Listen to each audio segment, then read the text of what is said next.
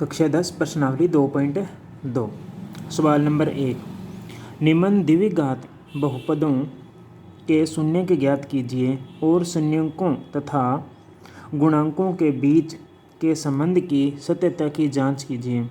जो हमें ये द्विघात बहुपद दे रखे हैं, पहले क्वेश्चन में 6 द्विघात बहुपद हैं, इनके तो पहले हमें शून्य के ज्ञात करने हैं, फिर शून्य और गुणांकों के बीच में क्या संबंध है उसको क्या करना है, स्थापित करना है, संबंध बताना है कि उनके बीच में संबंध सत्य है, उसकी हमें जांच करनी है। ठीक है। सवाल नंबर 1 द्विघात बहुपद दे रखा है हमें x² माइनस 2x माइनस 8, ये हमें एक द्विघात बहुपद दे रखा है, इसके शून्य के ज्ञात करने हैं। तो कैसे ज्ञात करेंगे, इसको शून्य के बराबर लिखेंगे, x² माइनस 2x माइनस 8 बराबर क्या आ जाएगा, 0।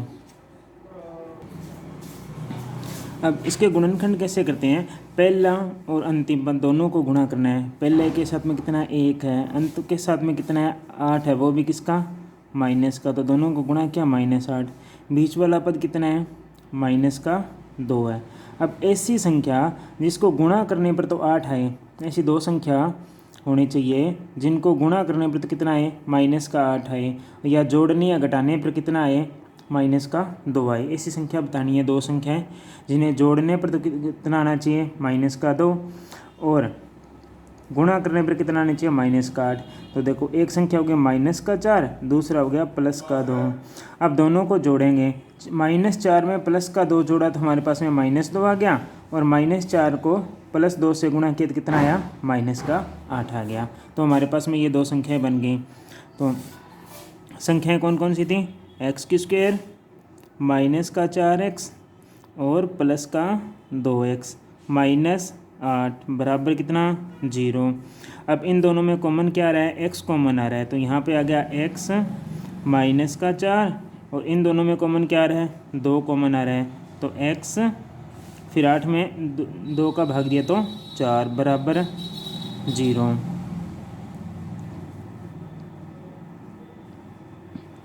तो अब क्या इन दोनों जोड़ों में से एक लिखना है, x -4, और इसको एक साथ लिखना है x + 2। ठीक है, बराबर क्या हो जाएगा, 0। अब दोनों को अलग अलग, जैसे x -4 बराबर 0, तो x बराबर कितना हो जाएगा, 4। अब दूसरा क्या है, x + 2 बराबर 0, तो x बराबर क्या हो जाएगा, -2।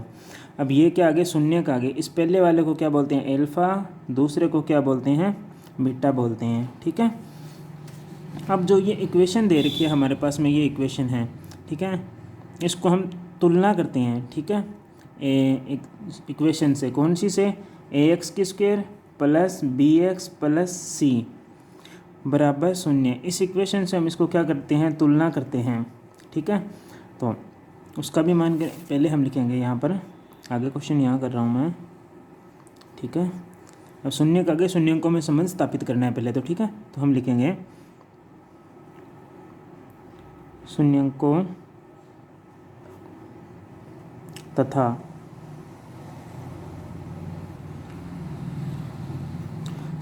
तथा गुणांकों के बीच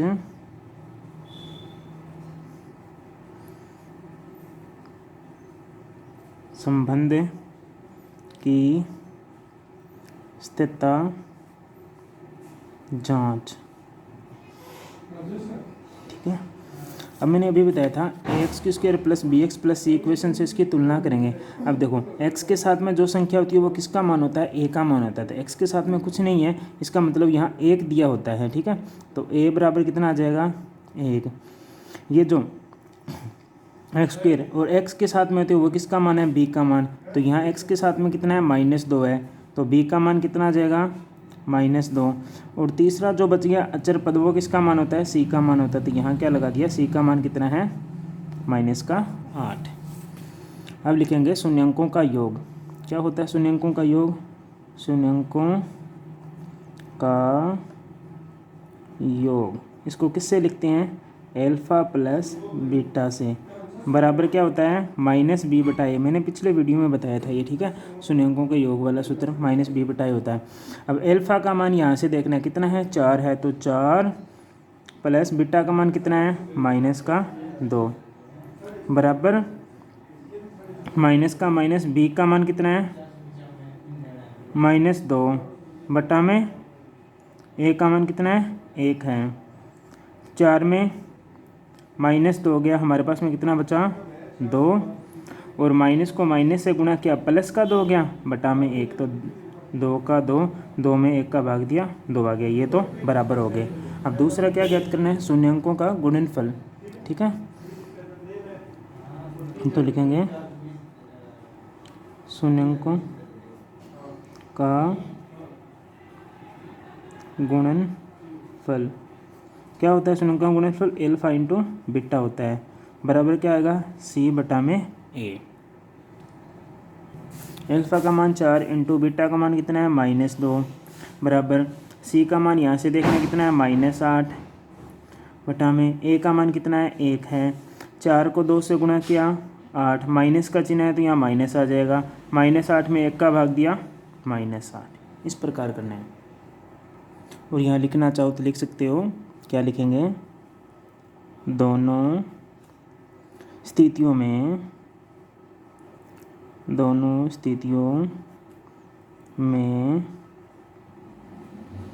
संबंध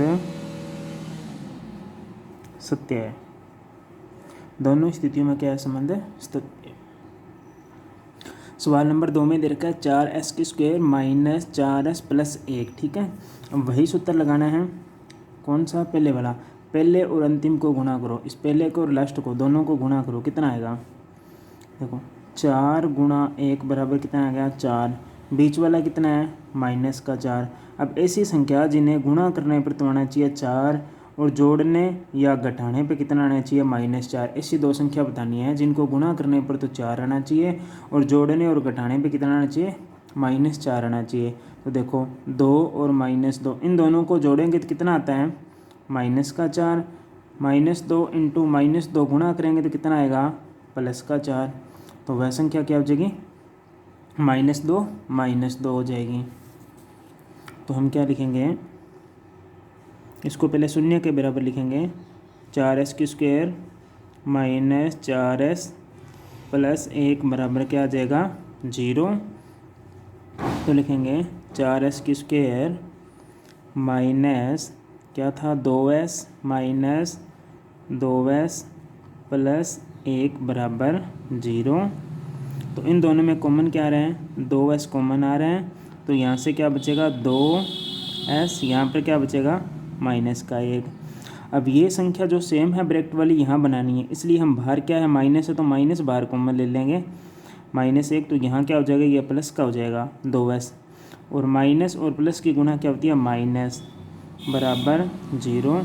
इन दोनों में से एक बाहर कॉमन लेंगे तो यहाँ आ जाएगा 2s -1। इन दोनों में से एक कॉमन लेंगे तो ये और ये इन दोनों को साथ में लिखेंगे, कॉमन नहीं तो 1 बराबर क्या आ जाएगा 0 आ जाएगा।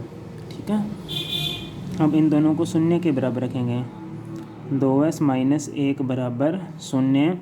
तो 2s बराबर क्या हो जाएगा +1 और s बराबर कितना हो जाएगा 1/2। इसी प्रकार दूसरा इसको लिखेंगे 2s -1 बराबर 0, 2s बराबर क्या हो जाएगा 1, s बराबर क्या हो जाएगा 1/2। ठीक है, तो ये किसका मान हो गया एल्फा का मान, ये किसका मान हो गया बीटा का मान। अब वही लिखेंगे शून्यांकों के बीच संबंध की सत्यता की जांच। ठीक है, तो यहाँ कर रहा हूँ मैं आगे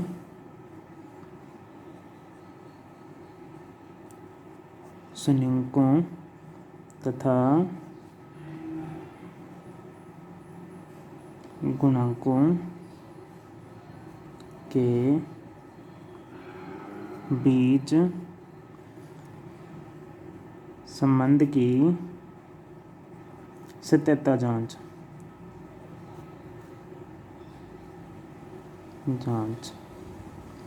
अब क्या करेंगे उसको समीकरण से तुलना करेंगे, कौन सी ये वाले समीकरण ax² प्लस bx प्लस 1 बराबर bx प्लस c बराबर 0। अब देखो जो s के साथ में लगा है वो यहाँ पर x² का गुणांक है एक्स स्क्वायर का गुणांक क्या है, ए है। इसी प्रकार जो एस के साथ में लगा वो ए का मान होगा, तो ए बराबर कितना आ जाएगा 4। यहाँ एक्स के साथ में लगा वो बी का मान है, तो यहाँ पर एस के साथ में लगा वो किसका मान होगा, बी का मान होगा। कितना होगा, -4। और जो बच गया हम वो अचर पद सी का मान कितना आ गया, 1। तो इन तीनों को लिखते हैं। ए बराबर आ जाएगा 4, बी बराबर -4 और सी बराबर 1। यही मान है। अब लिखेंगे शून्यांकों का योग। शून्यांकों का योग एल्फा प्लस बीटा बराबर क्या होगा, -b/a। तो एल्फा का मान कितना है, 1/2 प्लस बीटा का मान 1/2 बराबर माइनस बी का मान है -4, ए का मान कितना है 4 है। अब इन दोनों का लघुत्तम लगें तो कितना आएगा 2, तो ऊपर क्या बचेगा 1 + 1, और इधर माइनस माइनस की गुणा क्या हो जाएगी +4/4। अब 1 में 1 जोड़ा कितना आ गया 2, 2/2। इधर 4 में 4 का भाग दिया 1, तो 2 में 2 का भाग दिया कितना है 1 बराबर 1। हम लिखेंगे शून्यांकों का गुणनफल। शून्यांकों का गुणनफल एल्फा इंटू बीटा बराबर c/a। एल्फा का मान कितना है 1/2 गुणा बीटा का मान 1/2। सी का मान हमारे पास में कितना दे रखा है 1 है। ए का मान कितना दे रखा है 4 है। गुणा करो 1, 2 को 2 से गुणा किया 4 बराबर 1/4। 1/4 1/4 दोनों क्या है बराबर है, तो हम लिखेंगे दोनों ही स्थितियों में संबंध सत्य है। दोनों स्थितियों